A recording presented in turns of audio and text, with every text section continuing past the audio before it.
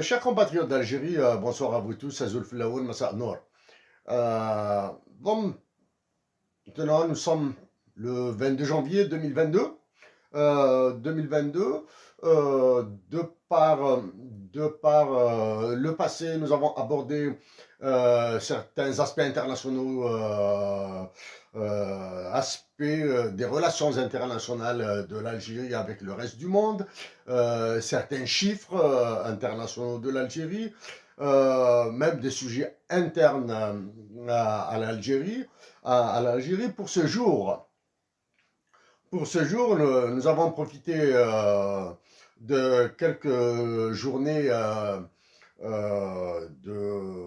d'isolement à la maison, pour travailler d'une manière un peu plus, disons, un peu plus approfondie les chiffres de la démographie algérienne et des salaires algériens, des salaires actuels en Algérie. Pour cela, bon, bien sûr, concernant la démographie, sont des variables, des concepts très très complexes, même au niveau théorique à un niveau abordé. Donc c'est pour cette raison que nous allons en parler rapidement. Nous allons parler rapidement de la manière la plus simple, la plus claire, la plus intelligible possible. Maintenant pour les salaires. Pour les salaires en Algérie, nous allons parler d'une manière un peu plus, probablement un peu plus détaillée, un peu plus détaillée en fonction des chiffres que nous avons pu récupérer de l'Office national des statistiques. Donc oui, nous avons récupéré des chiffres concernant la démographie de l'Algérie à partir du site internet de l'Office national des statistiques. Nous avons récupéré aussi les salaires de 2015 et de 2019 à partir du site internet de l'Office national des statistiques. Nous tenons tout juste à rappeler deux de nos positions essentielles. Pour nous, doubler la population algérienne aux environs de 2065-2066 et pour nous est cardinal, primordial, plus que cardinal, il est primordial. Doubler la population vers 2065-2066. Et pour les salaires en Algérie, nous pensons être parmi les rares personnes, s'il y en a d'autres, qui ont proposé la baisse des salaires et des pensions de retraite. Nous le répétons, même si la conjoncture est extrêmement difficile pour nos compatriotes d'Algérie, nous resterons sur cette position. Bien sûr, nous resterons sur la position de réduction des salaires et des pensions de retraite, la surévaluation du dinar, l'arrêt des exportations des produits subventionnés, l'arrêt des exportations de tout ce qui est production alimentaire. Ce qu'il y a, oui, nous allons nous opposer de la manière la plus sèche, la plus radicale et la plus violente à toute cession de terres algériennes, y compris les terres du Sahara, pour des investissements agricoles étrangers en Algérie. Même si actuellement l'Algérie, dans l'entêtement de l'État, l'entêtement des plus débiles, qui refusent d'aller vers l'endettement international. L'endettement international, sachant qu'il est inévitable, à moins d'un miracle. À moins d'un miracle. Donc, nous allons nous opposer à tout ça. Oui, nous sommes prêts pour... oui, bien sûr, l'autre information que nous tenons à répéter,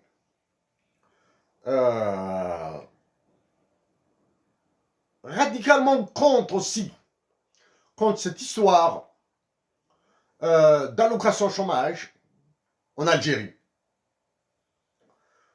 Nous sommes conscients de la levée de boucliers, des oppositions qui vont être déclenchées, voire pire que ça, sur notre position, mais nous restons sur cette position. Contre. Maintenant, si vous voulez donner de l'argent à des personnes qui sont au chômage et que nous comprenons leur détresse, autant subventionner la création de l'emploi. Subventionner la création de l'emploi. Voilà. Mais malheureusement, dans toutes les décisions des agents du FMI et de la Banque mondiale en Algérie, qu'il s'agisse des agents de la place Sadan, de Zéro Youssef au niveau de la Chambre à gaz, de la Banque centrale, qu'il s'agisse de la présidence de la République, de l'état-major de l'armée, c'est la même chose, hein. Ce sont tous des agents du FMI et de la Banque mondiale. Ils vont exécuter leurs ordres. Actuellement, le FMI et la Banque mondiale sont au silence, publiquement, sont au silence, mais il est clair que en arrière-plan, là, dans la discrétion des appels téléphoniques, de certains messages éventuellement, ils sont en train d'exécuter, d'exécuter. Ils vont revenir progressivement vers absolument tout ce qui a été décidé, en particulier la tarification à l'acte dans la santé, y compris la privatisation de certaines entreprises. Mais avant d'aller vers ces chiffres, il est très important pour nous de revenir sur quelques aspects. C'est en 2018-2019, après la destitution du président, que nous avions dit plutôt, que l'Algérie va vers un désastre. Nous y sommes en plein dedans. Un désastre politique. Nous y sommes en plein dedans. L'explosion de l'Algérie actuellement s'éloigne. Hein. Nous sommes optimistes. Pour ça, nous sommes optimistes. Nous pensons que la nation algérienne patriote, la nation algérienne patriote a compris que seule la paix la sauvera. Que ces prétendus dirigeants de l'État algérien continuent à croire qu'ils sont réellement les dirigeants, c'est leur problème. Mais en continuant dans cette position, dans ce processus de paix, les Algériens sont en train de donner la leçon à toute l'Afrique et à l'humanité entière. C'est une source d'optimisme. Et nous allons continuer à maintenir cette source d'optimisme en Algérie.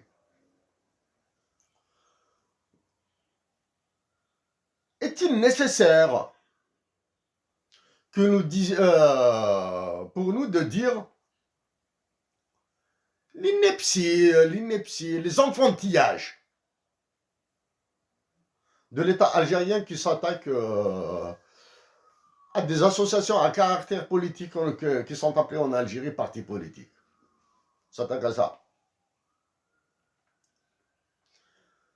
Ceux qui prétendent être les dirigeants de l'État algérien savent qu'ils ont perdu tout crédit, tant à l'intérieur qu'à l'extérieur de l'Algérie. Ils ont perdu tout crédit.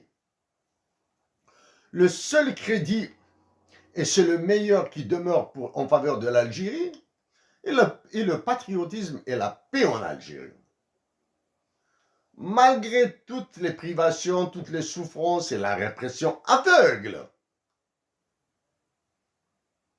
les Algériens arrivent à maintenir la paix en Algérie et à maintenir l'État debout.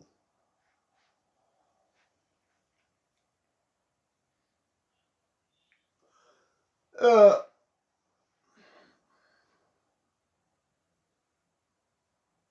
bon,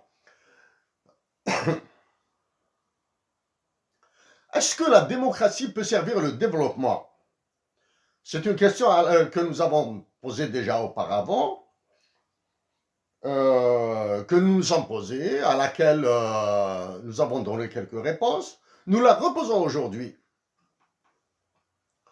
Est-ce que la démocratie peut servir le développement de l'Algérie? Est-ce que la démocratie peut servir le respect des droits de l'homme en Algérie? Est-ce que la démocratie peut servir l'émergence l'émergence des forces positives qui sont à l'intérieur même de l'Algérie? Ou est-ce que la dictature permettrait plutôt, est-ce que la dictature qui permettrait plutôt le développement de l'Algérie, le respect des droits de l'homme, la liberté d'agir, d'action, de toutes ces lumières, de tous ces génies qui sont au silence en Algérie?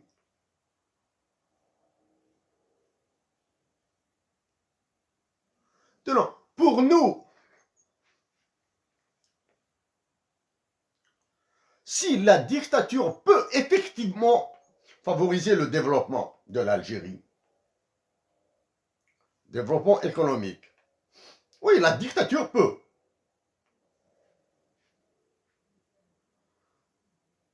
Condition fondamentale.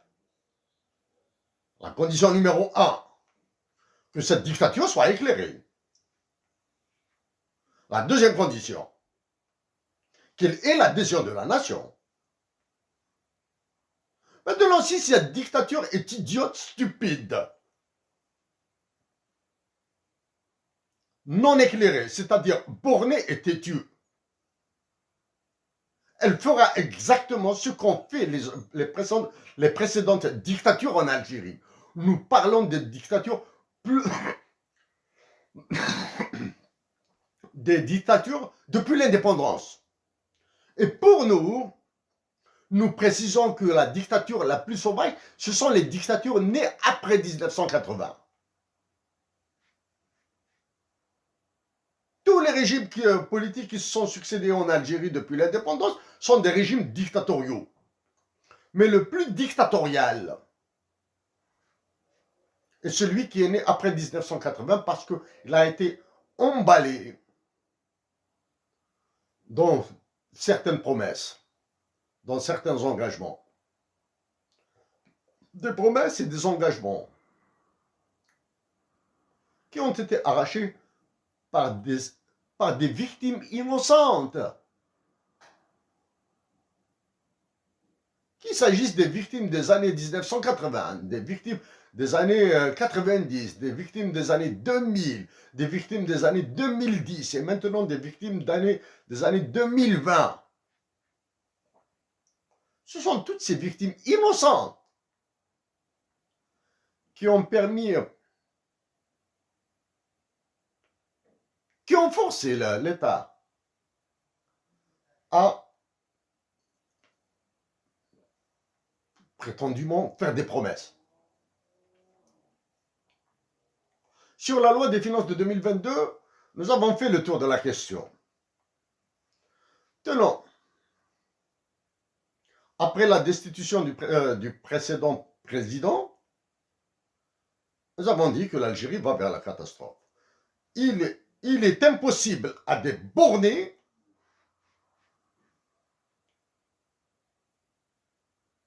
de remettre l'Algérie sur la voie du développement.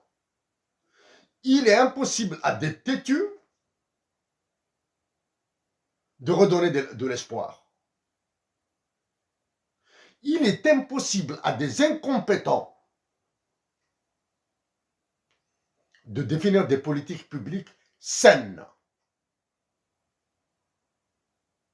Voilà. Donc, de ce fait, nous revenons sur notre suggestion du renouvellement de l'état-major de l'armée. Renouvellement de l'état-major de l'armée.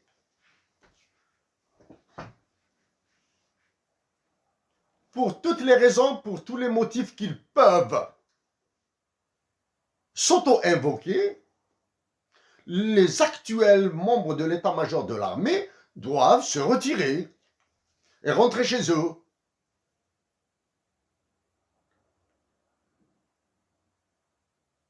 Dans certains pays africains, ce sont des adjudants, des capitaines, des commandants, même s'ils sont loin d'être l'exemple canon, qui chassent des généraux.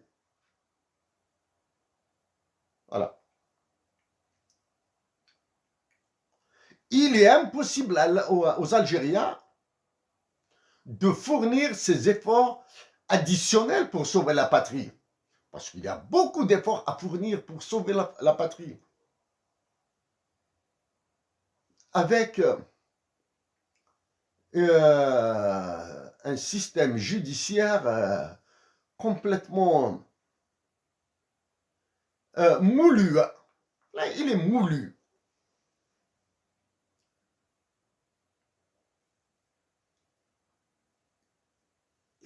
Il est impossible. L'autre élément. Donc, le 12 janvier passé, a été célébré Asgouassamainuti Maziran, le nouvel an Amazir de 1972. Des célébrations ont été relayées via l'information.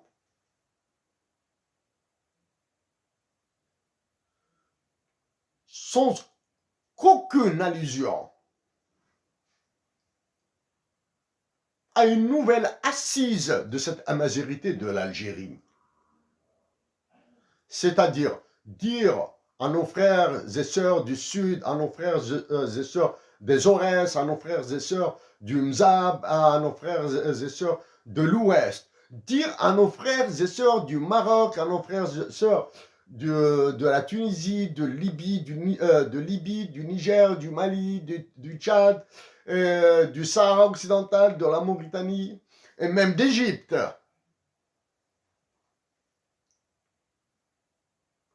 Qu'il y a une fraternité amazigh qui peut être construite. Une fraternité amazigh qui va s'associer à une fraternité arabe, qui va s'associer à une fraternité musulmane. Donc, pour le nouvel an amazigh de 1972, aucune voix ne s'est exprimée sur la dotation de l'Algérie d'un hymne national bilingue, en amazigh et en arabe. Nous le répétons, si les Algériens sont incapables de discuter des problématiques internes qui pourraient déclencher des dynamiques internes et externes, des dynamiques positives bien sûr.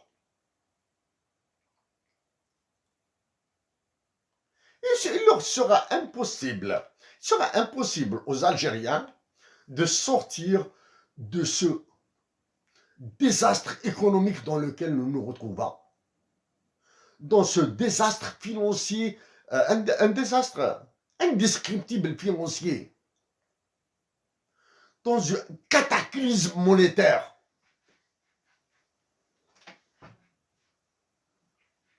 Dans lequel nous nous retrouvons. Il est temps de fédérer toutes les forces algériennes, patriotiques, les antipatriotiques et celles qui ont énormément de choses à se reprocher, doivent rentrer chez elles. Au lieu d'assurer la paix, comme dirait Coluche, qu'elles nous foutent la paix. Rentrez chez vous. Et les Algériens organiseront par eux-mêmes et d'eux-mêmes une élection présidentielle anticipée. Les Algériens ne pourront plus fonctionner avec des députés, des sénateurs, des maires, des walis, des responsables de services de sécurité qui n'ont aucune légitimité. Voilà pour le côté intérieur de l'Algérie, à l'intérieur de l'Algérie. Pour ce qui est des relations internationales de l'Algérie, nous espérons toujours que le sommet de la Ligue arabe sera tenu en Algérie, à Alger. Nous espérons toujours que lors de ce sommet arabe qui se tiendra à Alger ou dans une autre ville algérienne, que des chefs d'État étrangers seront invités, africains, européens, américains, asiatiques, seront invités à assister à ce sommet de chefs d'État, à ce sommet de la Ligue arabe. Nous espérons qu'il sera tenu, ce sommet. Alors, les Algériens, ceux qui sont en train d'arrondir les angles, de trouver une forme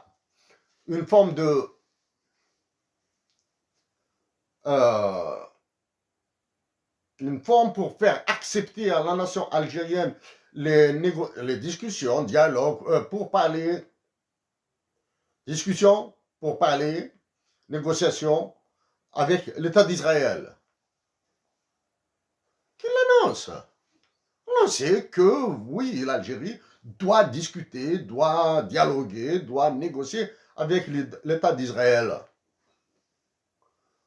Notre position est une position politique et non idéologique.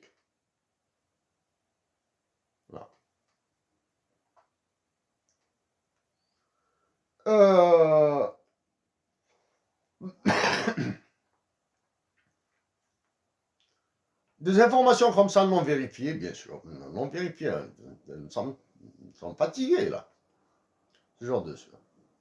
Nous disons que les investissements directs étrangers en Algérie, qu'ils soient brownfield ou greenfield, seront pires que l'endettement international de l'Algérie. Pour preuve, ce qui se passe dans les télécommunications. Pour seconde preuve, ce qui se passe dans le domaine des biotechnologies, de la pharmacologie. Pour troisième preuve, ce qui s'annonce dans l'industrie automobile en général. Pour quatrième preuve, les exploitations du pétrole offshore et des gaz de schiste. Pour cinquième preuve,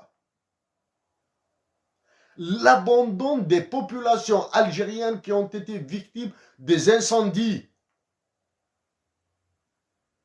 L'abandon des populations du Sud. Voilà.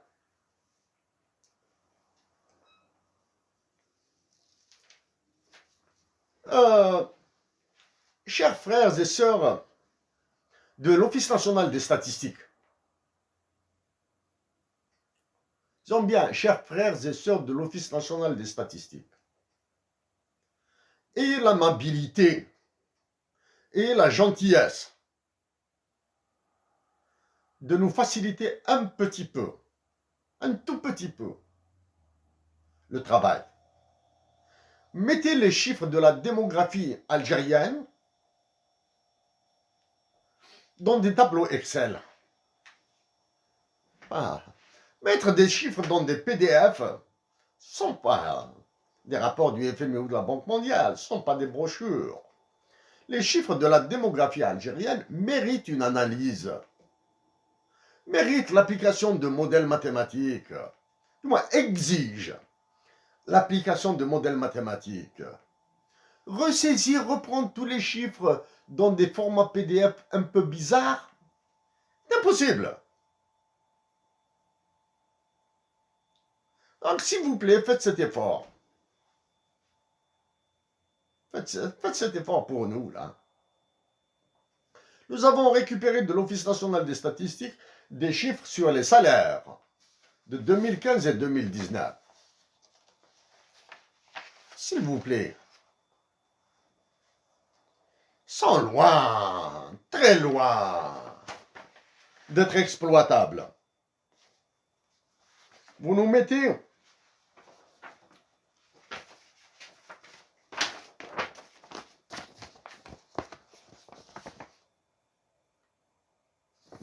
des informations de ce type. Cadrage entre les différents secteurs d'activité, les différentes catégories professionnelles. C'est loin d'être, c'est loin du minimum.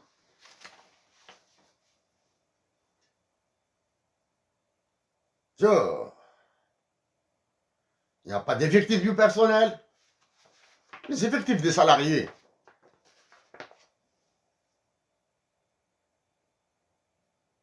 Les effectifs.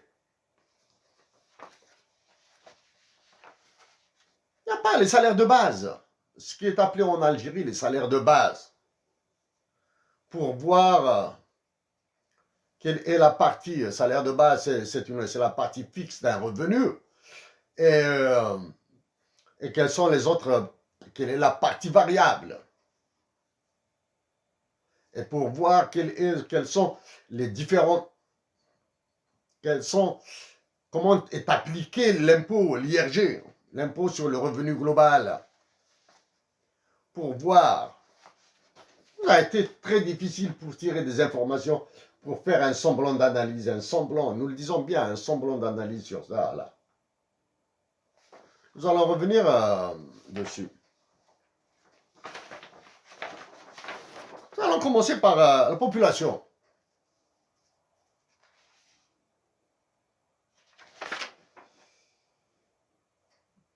Nous avons jeté un coup d'œil sur les populations les recensements, les différents recensements en Algérie. Les informations disponibles,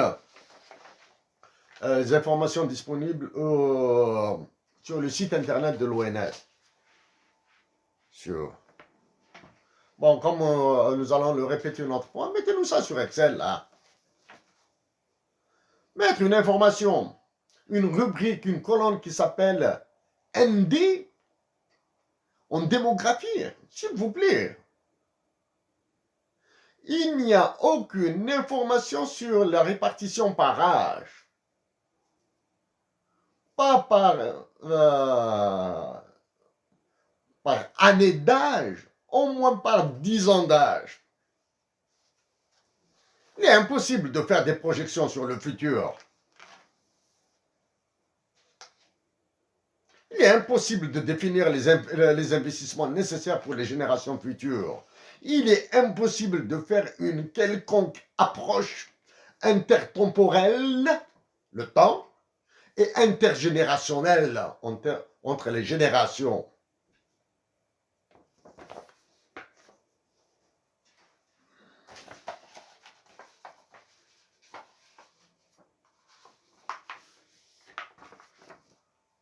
Voici la courbe de croissance.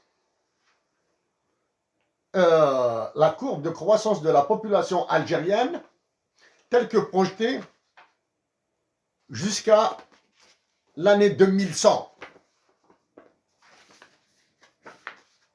En plus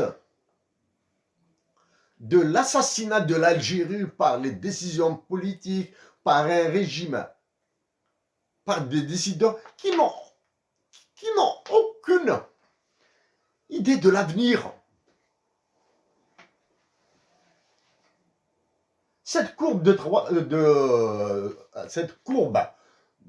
la projection de la croissance de la population dit une seule conclusion. Il faut achever la nation algérienne. La nation algérienne doit disparaître.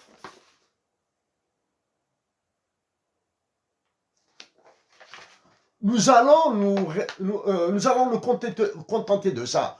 Nous avons travaillé sur la démographie algérienne, nous avons publié des papiers sur la démographie algérienne, nous nous sommes battus contre l'INED français, l'Institut national des études démographiques de France, qui vous a ravagé, il vous a écrasé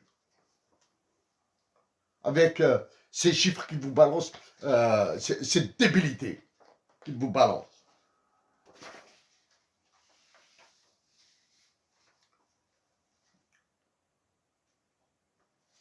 Quand nous regardons les chiffres du recensement, des derniers recensements disponibles sur le site internet de l'ONS, la croissance de la population algérienne est inférieure, tourne autour de 2% là, 2,5%. Elle est de 2,20. La croissance de la population est de 2,20 en Algérie. Si c'est 2,20 là, nous avons beaucoup de retard là. C'est-à-dire avec une croissance de 2,20, de 2,20%, s'il vous plaît, ne nous faites pas sortir ces histoires de 1 plus R puissance N, etc. Hein? Vous pouvez les faire sortir pour les autres. Nous pouvons les utiliser pour des études théoriques. On va les sortir ça. Pas pour nous là. De 20%, avec une croissance de 2,20% et toutes les guerres que nous vivons, et la guerre que vit l'Algérie, et celle à venir, les épidémies, les pandémies à venir, avec 2,20% de croissance. Y a-t-il un espoir de protéger toute la terre d'Algérie? Les 2,4 millions de kilomètres carrés? Ou bien Hosni Ahmed, Abad Ramadan, Didouche Mourad et tout Abbas Lagharour et toutes les femmes qui ont été violées, tous les enfants qui ont été brûlés par les Français, comme on dit, seront sacrifiés sous l'autel de l'incompétence, de l'antipatriotisme courant ambiant en Algérie.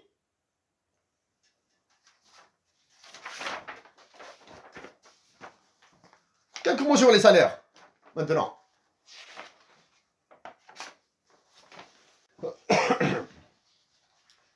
Excusons pour... C'est un morceau, c'est un oubli que nous allons insérer là où il faut, là à côté des salaires. Là où nous avons parlé des salaires, nous allons l'insérer là-bas. Il y a eu des augmentations de salaire en 2015, il y a eu des augmentations de salaire en 2019.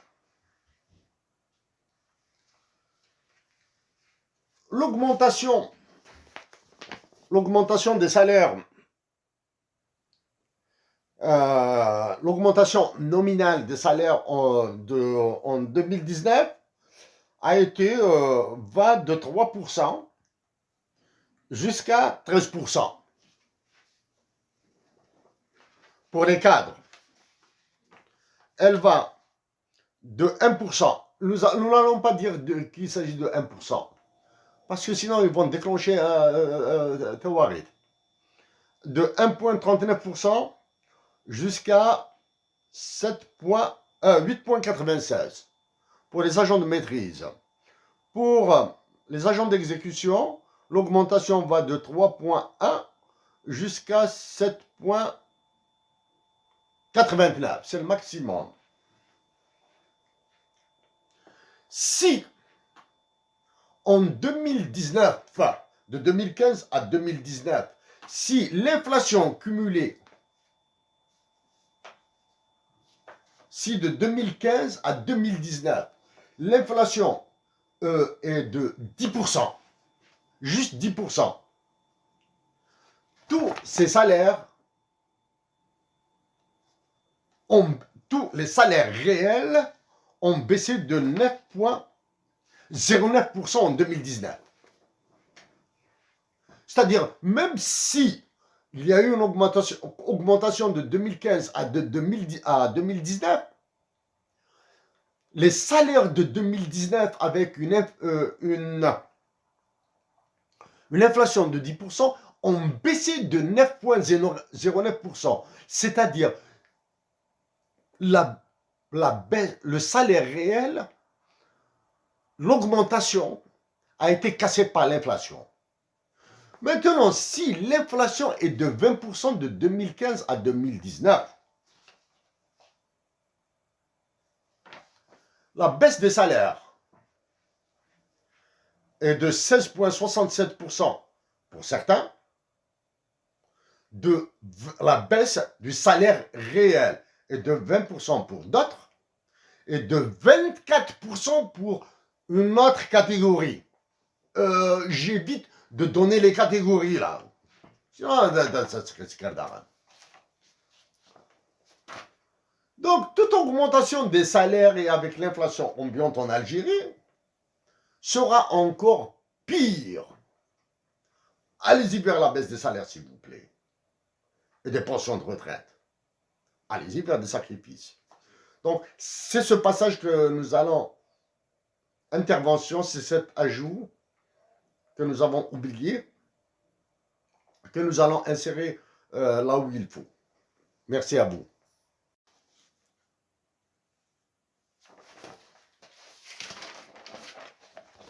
Ça, nous avons eu de la chance. Les tableaux de l'ONS sont en Excel. Donc, c'est très facile de copier. Chers frères et sœurs de l'ONS, avant de nous installer au Canada, nous étions en Algérie. Donc, nous avons travaillé en Algérie. Nous avons une idée assez claire sur comment nous travaillons en Algérie. À l'époque et même maintenant. Oui, nous savons que l'arabisation a fait des ravages en Algérie. Nous vous signalons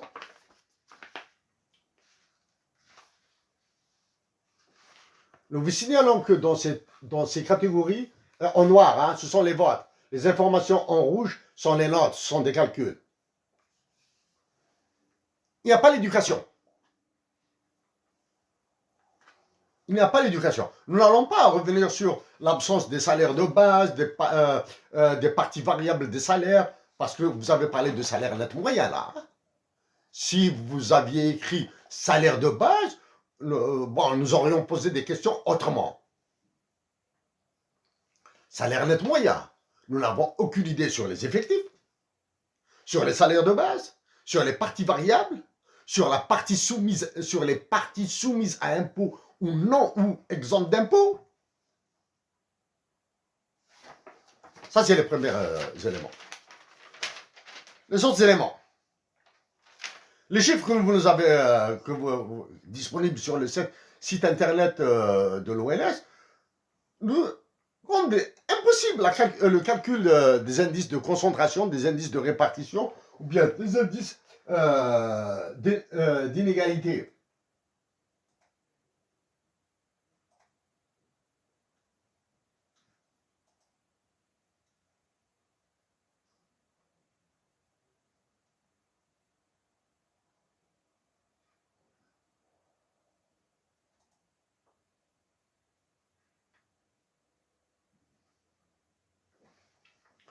C'est impossible.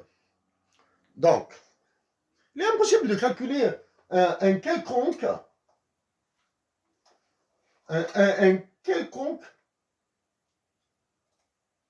il nous est impossible de calculer une quelconque concentration. Il nous est impossible de définir au moins les médianes et les médiales.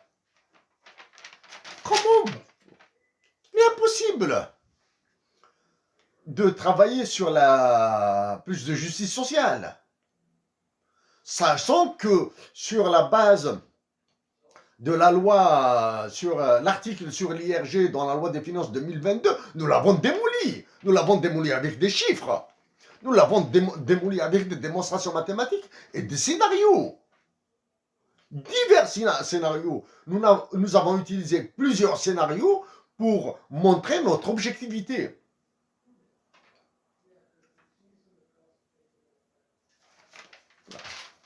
Donc, Nous vous signalons aussi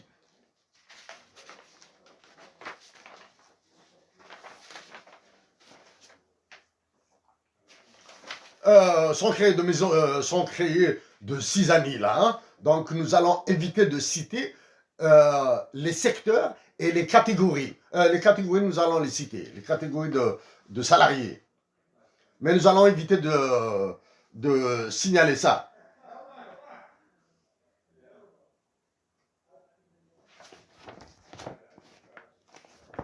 Le bloc de gauche, là, ce sont les cadres. Le bloc du milieu, ce sont les agents de maîtrise. Et le bloc, la série de droite, complètement à droite, c'est les agents d'exécution.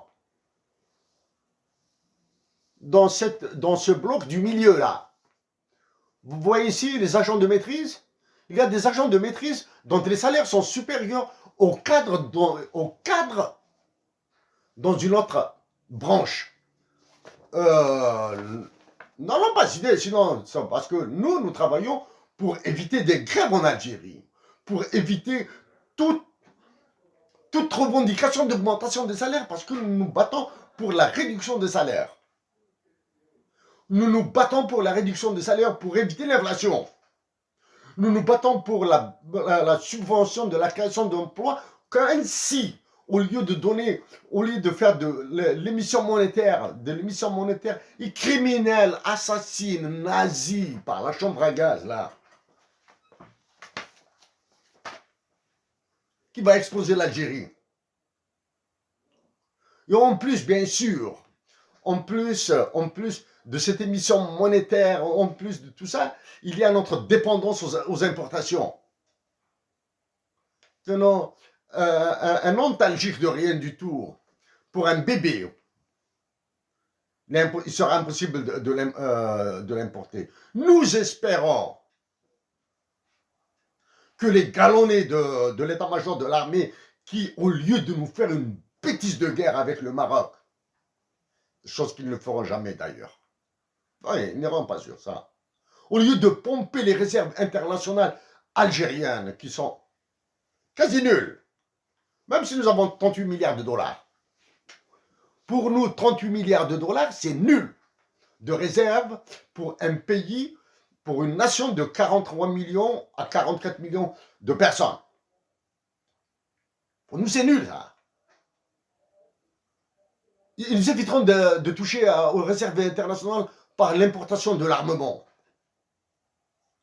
Ils éviteront de toucher aux réserves internationales pour financer ce dont ont besoin les soldats algériens qui seront engagés dans des conflits à l'étranger, comme au Mali ou au Niger. Nous allons, l'intervention de l'Algérie à l'étranger, au Mali, au Niger, probablement ailleurs, là, sera la ruine de l'Algérie. Combien même nous pensons que l'Algérie intervient déjà. Parce que le roi de France et de ses colonies africaines vous a écrasé, il vous a broyé. Nous, sans oublier, bien sûr, les messages, les directives, les ordres qui vous viennent de Washington. Sans oublier, le tirage de bretelles qui vous viennent de Russie et de Chine. La Chine refusera d'aider l'Algérie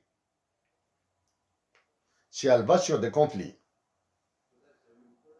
Et vous, les Algériens, si vous dépensez les quelques sous que vous avez dans l'armement, non seulement vous êtes non crédible, c'est-à-dire non solvable. Ce que vous faites est contre les intérêts de la Chine en Afrique et en Algérie, avec tout ce qui se passe dans la Méditerranée et sur l'Atlantique, cette histoire du Sahara occidental, du Maroc.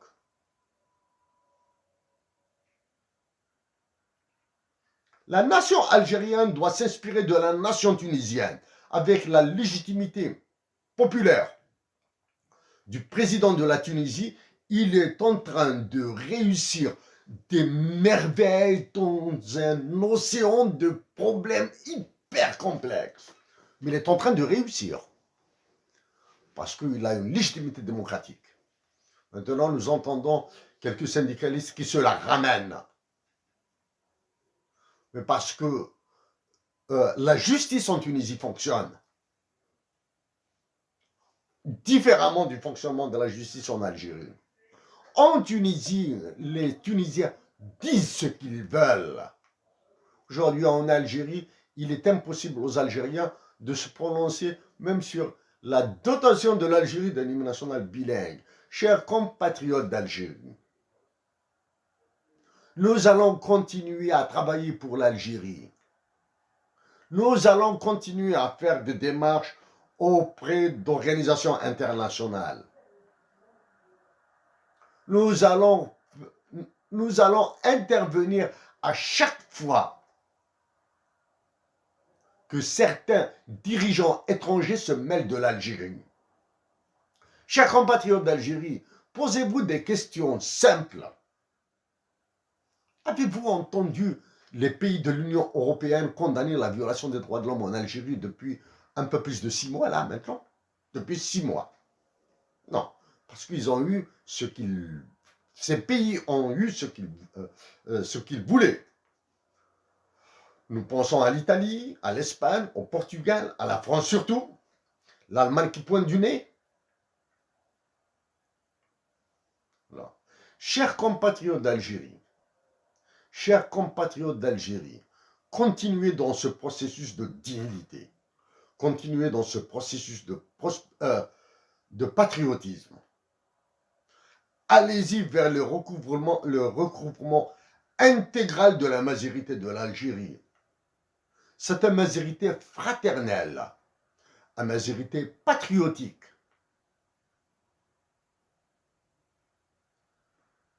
Et